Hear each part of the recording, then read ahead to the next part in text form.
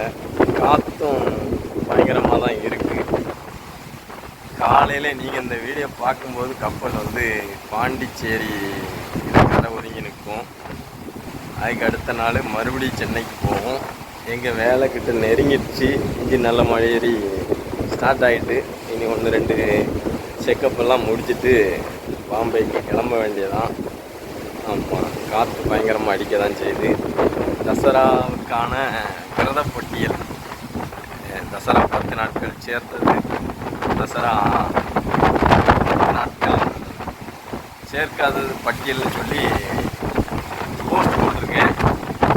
Video இன்னும் 2-3 நாளில் போடுறேன். ஏன்னா ஆமாம், ஜூலை 2ஆம் தேதி, அதாவது நேரத்திலிருந்து கரெக்டாக 101 நாள் தான் இருக்குது. இன்னைக்கு கணக்கு பிரகாரம் பார்த்தா கரெக்டாக 100 நாள் இருக்குது தசராவுக்கு.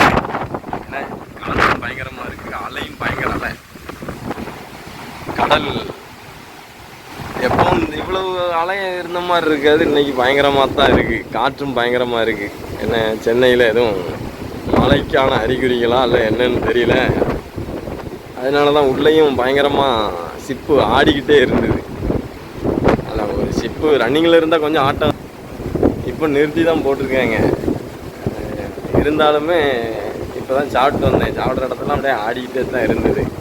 ஆமாம், வேறு என்ன, வேறு தசராவுக்கு இன்னும் ஒரு கரெக்டாக 100 நாள் இருக்குது. அதுக்கடையில் ஆடி மாதம் 3ஆம் செவ்வாய் அம்பாளுக்கு ஆடி கொடை விழா ரொம்ப சிறப்பாக நடக்கும்.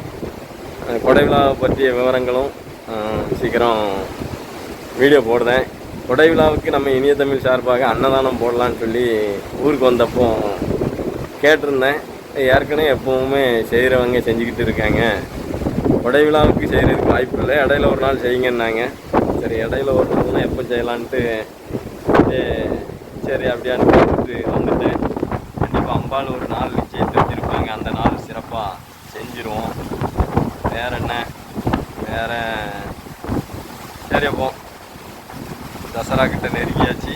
அப்பப்போ கண்டிப்பாக என்ன வேலை பிஸினாலும் தசராவை பற்றி பேசாமல் இருக்க மாட்டேன், பேசி வீடியோ போடுதேனே. ஆமாம், ரொம்பவும் கரைக்கு போனால் காற்று செல்ல கடலுக்குள்ளே தள்ளி விட்டுரும். சரி, ஓகே, அப்போ பாய்.